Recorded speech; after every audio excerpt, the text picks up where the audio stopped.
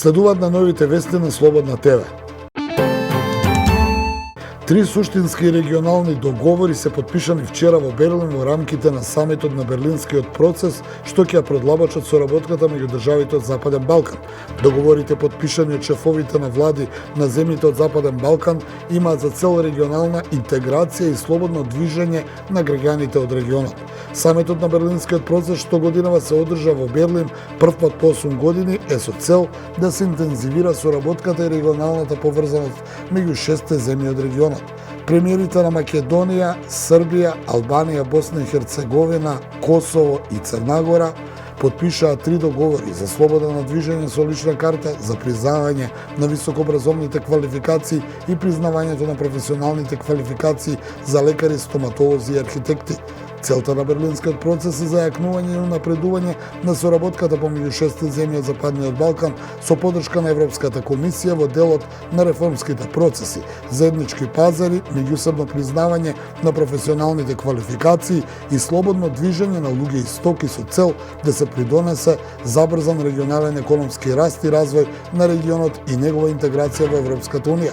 Иницијативата главно се фокусира на решавањето на билатералните и внатрешните проблеми во регионот и подобрувањето на економската соработка како основа на одржливиот развој на регионот. Следниот самит во рамки на Берлинскиот процес треба да се одржи следната година во Албанија.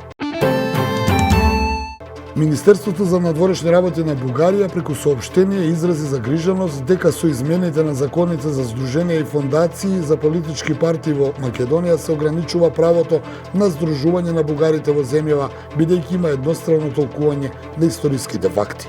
Станува збор за законските измени со кои се забранува користење имиња, прекари, псевдоними, кои се поврзани со фашизмот, нацизмот, геноцидот, Третиот рајх и така натаму за здруженија, фондации и политички партии во земјава, а кои беа изгласани пред 2 дена во собранието. Бугарија смета дека тоа што ќе биде потребно позитивно мислење од консултативно тело формирано во Министерството за правда за да може да се употреби некое име, презиме, прекар, псевдоним, кратенка или иницијали на историска личност наметнува загриженост дека во интерпретацијата на историските личности и настани ќе биде доминантно официјално интерпретирање она што го има во Македонија. Софија замерува и на тоа што во законските измени не била вклучена и забраната на комунизмот.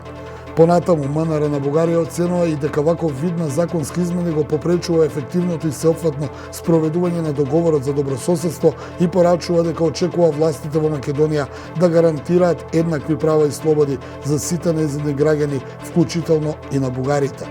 Реакцијата од Софија завршува со пораката дека правото на слободно здружување, мирно собирање, слобода на говор и слободата на уверување треба да им се гарантира на сите граѓани на државата. Северна Кореја во текот на ноќта истрела околу 80 артилериски проектили во поморската погранична зона, соопшти денеска Јужна Кореја. Северна Кореја вчера истрелила повеќе проектили во морето, вклучително и можно неуспешно лансирање на интерконтинентална балистичка ракета, што ги натера САД и Јужна Кореја да ги обноват воздушните вежби, што предизвикаа незадоволство и протест кај Пјонгјанг. Војската на Јужна Кореја соопшти дека регистрирала повеќе од 80 артилериски гранати истрелани во морето од страна на армијата на Северна Кореја, почнувајќи непосредно пред полноќ, а потоа и во текот на ноќта. Јужнокорејската војска соопшти дека подигнала борбени авиони откако открила околу 180 севернокорејски воени авиони што летале северно од границата повеќе од 4 часа.